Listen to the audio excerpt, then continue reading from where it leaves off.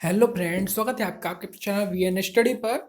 और एनटीपीसी जो 9 मार्च का पेपर है वो पूरा हो चुका है। फर्स्ट एंड सेकंड शिफ्ट दोनों कंप्लीट हो चुके हैं। तो चलिए हम लोग देख लेते हैं आज का एनालिसिस कैसा रहा। और यदि आप वीडियो में नए हो तो हमारे चैनल को सब्सक्राइब कर सकते हैं और वीडियो को शेयर कर सकते हैं। और वीडियो आप पूरी देखिए, यदि आपको पसंद आए तो आप इसको लाइक भी कर सकते हैं।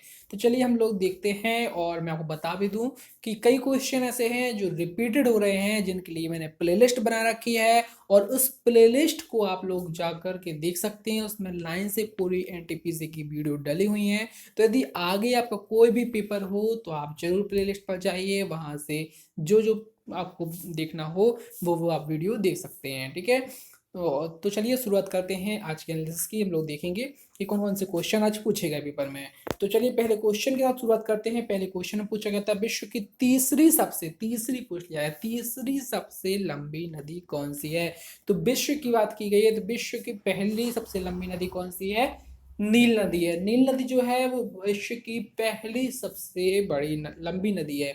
लेकिन यदि बात की जाए तीसरी की, तो तीसरी जो है चीन की यांगसी टीत्यांग, पूरा नाम उसका है, बाकी यांगसी बोलते हैं। तो ये जो नदी है यांगसी, ये विश्व में देखा जाए तो तीसरी सबसे बड़ी नदी है, बाकी एशिया की पहली। ठीक है।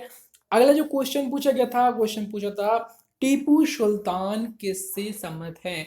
मतलब इन्हें कौन सी संधि की थी? तो इन्हें की थी श्रीरंगपट्टनम की संधि, और श्रीरंगपट्टनम में रहते थे तो श्रीरंगपट्टनम की संधि इन्होंने की थी। तो श्रीरंगपट्टनम से सम्मत है टीपू सुल्तान जी। ठीक है। अगला और एक क्वेश्चन बहुत इंपॉर्टेंट है, कई पेपरों में पूछा जा चुका है, मैं आपको बता दूं कि मैसूर का शेर किसे कहा जाता है। तो मैसूर का शेर जो है टीपू सुल्तान को कहा जाता है। तो ये भी आप लोग हमेशा याद रखिएगा। अगला क्वेश्चन पूछा गया था कटलॉक। कटलॉक जो है वह जगह कहाँ से किसे सम्मिलित है? तो ये सम्मिलित है सुभाष चंद्र बोस से। तो सुभाष चंद्र बोस इसका सही आंसर हो जाएगा। और अगला क्वेश्चन हम लोग देख लेते हैं 2020 में फेयर ऑफ डूइंग बिजनेस क्या है? फेयर ऑफ डूइंग बिजनेस में भारत की रैंकिंग पूछी थी कि भारत की रैंकिंग कितनी है। तो भारत की रैंकिंग तो है 63वीं। यदि क्वेश्चन पूछ लिया जाए कि फेयर ऑफ डूइंग बिजनेस में 2020 में पहली रैंकिंग किसकी है, तो पहली रैंकिंग की बात की जाए तो न्यूजीलैंड की है। तो पहली रैंकिंग हो जाएगी न्यूजीलैंड की। भारत की देखी जाएगी तो 63वीं है। कौन सी है? 63वीं है। नासा, नासा का फुल फॉर्म क्या है? नासा आप लोगों ने बहुत ही सुना होगा।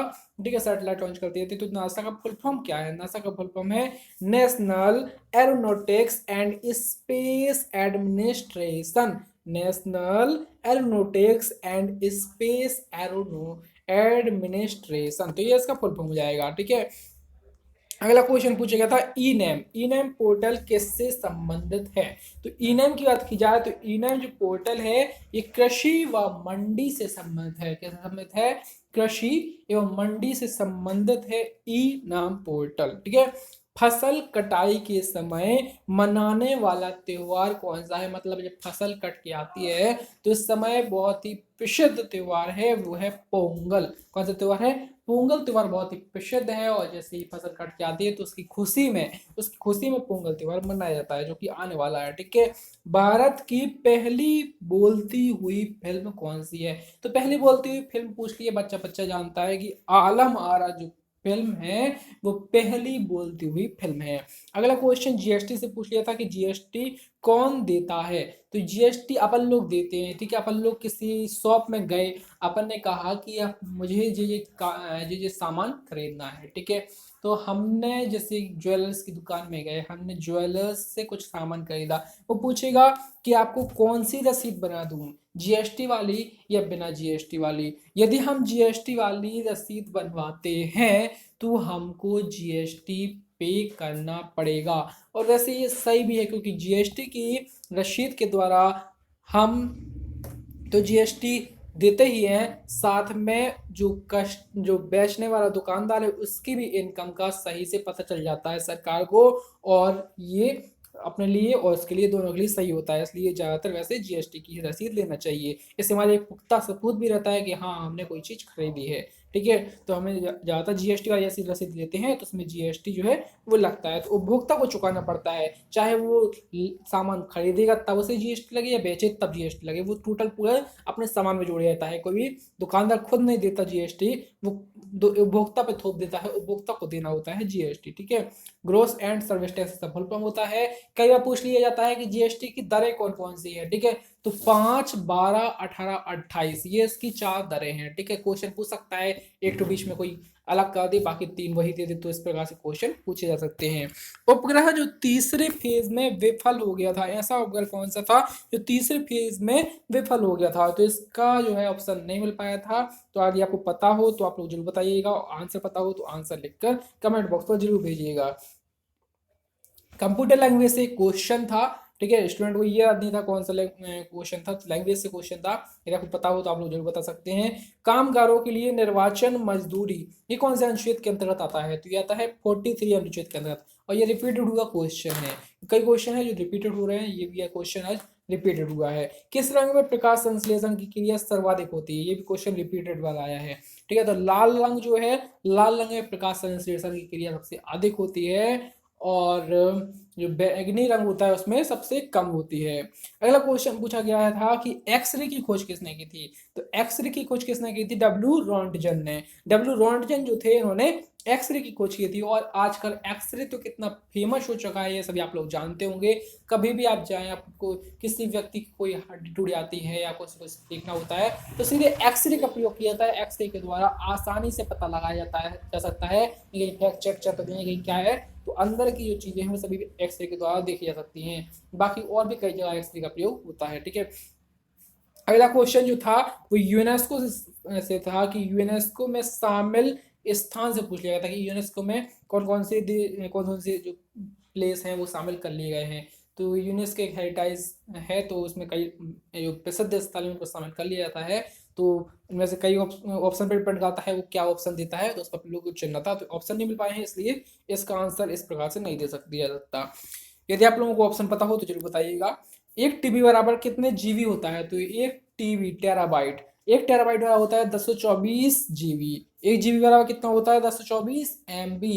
एक एमबी बराबर कितना होता है? 1024 केबी। और एक केबी बराबर होता है 1024 बाइट। तो इस प्रकार से हम लोगों को याद होना चाहिए कि लाइन से 1024 आता जाएगा।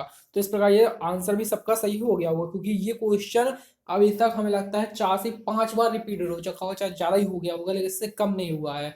तो क्वेश्चन जब रिपीटेड हुआ है, यदि मेरी वीडियो आप लोगों ने देखी है या किसी की भी देखी है, यदि एनटीपीसी की कोई भी पुरानी वीडियो देखी है तो आपसे बन ही गया होगा।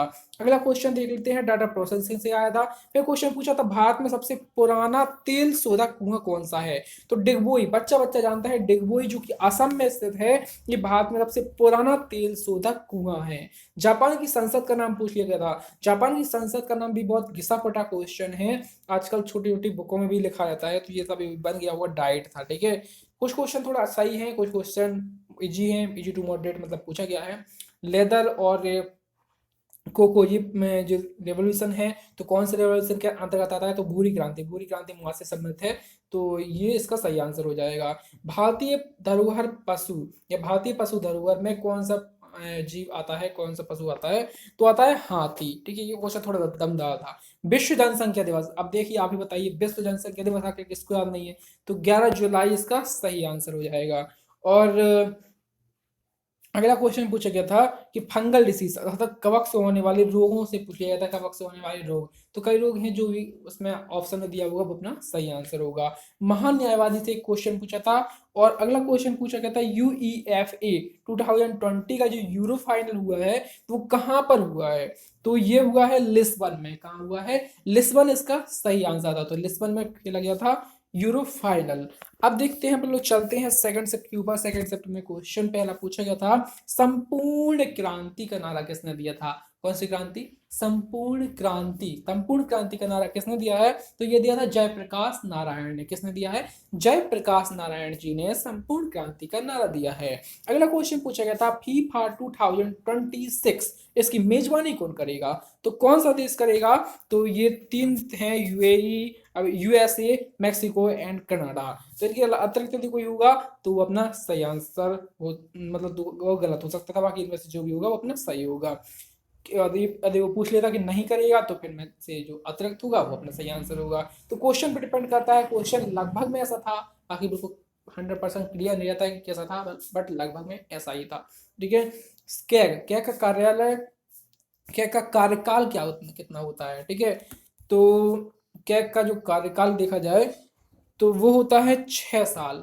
ठीक है, 6 साल, और या फिर 65 वर्ष से कम। इसका मतलब है कि या तो वो व्यक्ति 6 साल अपना कार्यकाल पूरा कर ले, तो या तो 6 साल यदि उस पद पे के पद पे रहते हुए हो गया तो उसका जो है कार्यकाल पूरा हो जाएगा। और या फिर यदि वो 6 साल नहीं भी हो पाए और यदि 65 साल का वो हो चुका है तो उसका कार्यकाल वहीं से पूरा हो जाएगा, उसका कार्यकाल उसे तब उसे 6 साल नहीं दिए जाएंगे। तो मतलब यदि वो 65 साल का नहीं हुआ है तो उसे 6 साल दिए जाएंगे, लेकिन यदि उसका 3 साल हुए और 65 वर्ष का हो गया तो फिर उसे वहीं पर विराम दे दिया जाएगा, वहीं पर उसका कार्यकाल पूरा हो जाएगा। सागर माल परियोजना किससे संबंधित है?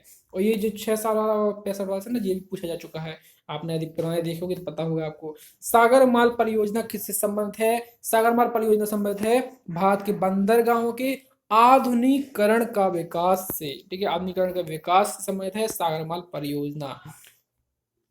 युहाई ससाकावा को 2018 का गांधी शांति पुरस्कार मिला है। तो ये क्यों मिला है? ये मिला है कुष्ठ रोग उन्मूलन के कारण। कुष्ठ रोग उन्मूलन के कारण युहाई ससाकावा को 2018 का गांधी शांति पुरस्कार दिया गया है। Changing India book, changing India book थोड़ी सही बुक थी जो हम लोगों ने पहले भी कुछ प्रैक्टिस में पढ़ी हुई है। तो इसका जो चेंजिंग इंडिया बुक है तो इसके राइटर कौन है, लिखी किसके द्वारा गई है? मनमोहन सिंह के द्वारा। किसके द्वारा? मनमोहन सिंह के द्वारा लिखी गई है। और लुढ़कती हुई भूमि का राज्य किसे कहा जाता है? तो ये कहा जाता है मिजोरम को। किसको कहा जाता है? मिजोरम को कहा जाता है। ओएनजीसी की स्थापना पूछ ली गई थी, जो अपना सही आंसर था 1956। तो 1956 अपना सही आंसर था।